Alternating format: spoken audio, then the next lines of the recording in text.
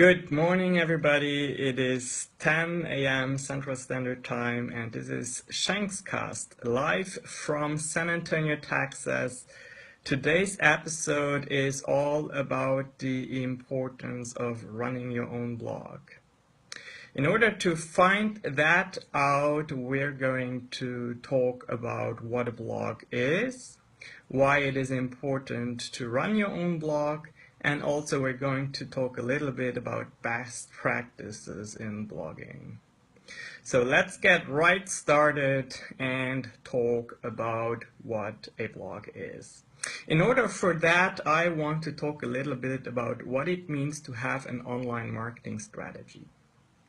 The online marketing strategy consists of many components, and the blog is one small component of your online marketing strategy. An online marketing strategy is your search, your social, your SEO, your emails that you write, your video content, your audio content, and maybe podcasts. And of course, what is commonly referred to as your display, meaning of course your website and your blog. So all those things are forms of media that in their totality make up an online platform. And if we talk about media, there are three different kinds of media. You have paid media, earned media, and owned media. Paid media is the media, it's ads, it's promoted posts, it's promoted tweets. Owned media is media that you really are under control of and that you create. You own that media.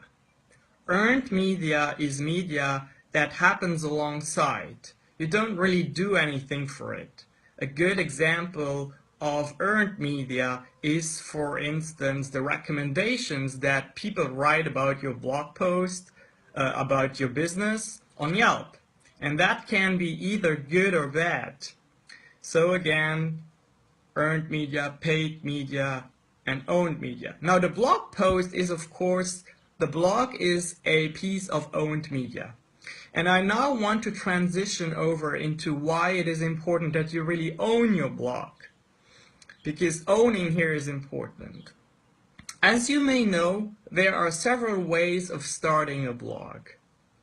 Nowadays, very often people like to go the easy and quick route of using third-party services, web builders, blog builders, to quickly get started with their blog. Now, these services may work for you in your situation with your budget, but I just want you to be aware of the risks that exist if you use these services. So, we're talking about Squarespace, Wix, the self-hosted version of WordPress.com, and maybe Tumblr. So all of those platforms, you don't own them. They are owned by commercial companies who decide to be in the business of providing online services that allow people to run blogs or websites. But what can happen is that if they decide, for whatever reason, to discontinue their activity, then your business is in trouble. Because if you have built your whole business around that Squarespace website, that Wix website, and then you cannot do nothing against their decision to discontinue activities.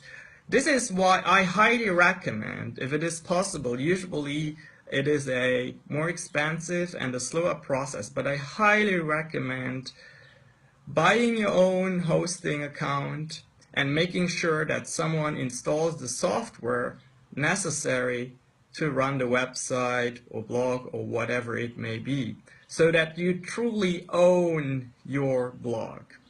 Because if someone else owns it, then they can impose rules on you.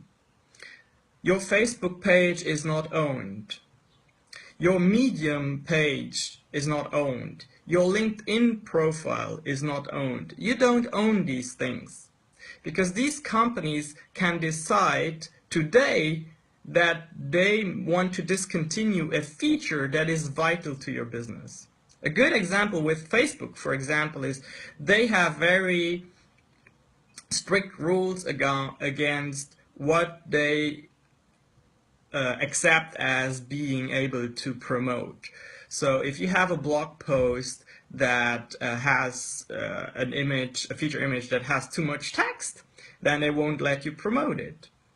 However, if you have your own blog and you want to promote that post through different ways, then you are free to do so. Another example is some blogging platforms don't want you to include affiliate marketing links into your posts. Or if you include them, then they will just strip off that piece of the URL that makes it be an affiliate link. But if that is a major part of your income, then you need to be under control of these things. So again, this is why I think you should do everything possible to really own your blog. Okay, that being said, I now want to transition over into the best practices of blogging. And this is a vast topic and I don't even attempt to cover all of it. But I do like to talk about a few things here that I think are very important. And basically the keywords here are tell your story, have useful content, make sure you capture leads out of your blog, use your blog to influence people, and don't be afraid to say I'm an expert in something. So what does it mean, your story? Well, your story means that whenever you write a blog post, make sure that you include into that blog post a little, tell a story. Let people know who you are and don't be afraid to polarize. If you want to market and please everybody, that is a wrong approach. It doesn't work like that. People work with you and people hire you because they can relate to you and they like you. So that's just, compare this to TV shows. You have a host that has a certain style and you just love watching that show. You have a news presenter or you have a journalist and you like their writing style, and that's why you come back and read their content. To give you an example of polarizing here. So this is an example. You may either be a meat eater or you may be a vegan like I am. Now, that doesn't mean that running a blog for either side is successful or not successful. There are so many blogs out there that talk about here are great barbecue recipes. And they have a lot of followers, and they're very popular, and they probably create a lot of business for those blog owners. But there are just as many blogs out there that talk about veganism, sustainability, animal welfare, about, just how can we have a healthy diet without eating animal-related products. And these blogs are just as successful. Now, they attract a different crowd for sure, but that is exactly what you want. You want a follower base that can relate to you and that is willing to buy from you because they like your ideas and they like what you have to say. So again, don't be afraid to tell a story in each blog post. Find ways to always present information but make it relatable by somehow connected to who you are. Make your content useful. If you're just going to write about boring facts that are not related to your personality or your target audience, then your blog is not going to be successful. you have to make sure that you write about things that are really truly useful to your target audience and where people can go and put something in action right away without having to buy something from you. Because the true value of your blog is going to be measured by people who return, by people who turn into followers of yours, fans of yours. It is not important to have, I mean, it is also important, but it is way more important to have returning visitors than just a high number of unique visitors each day who do not relate to what you write and who you cannot turn into customers. So think about that. What can you do to make people come back? And the answer here is in being truly useful to your readership. Now, something else that is very important is you need to be able to turn that readership into leads, into potential customers. Because it is okay to be useful and it is okay to put out content there for free. But you and I are business people, and we all need to survive. So you need to find an intelligent, good way of using that blog to actually turn those readers into potential customers. So you need to think about what can you do, what can you include into your blog posts, into your content, so that you can entice people to come back and read more, and also entice people to turn into something more than just a reader. Do you remember the concept of the marketing funnel we talked about in my last video? So there needs to be a way to take your follower, take the person that makes a comment on a blog post, take the person that likes your channel, that likes your Facebook page, and kind of put them in a process that at least gives you the chance to turn them into a customer at some point. It's very important.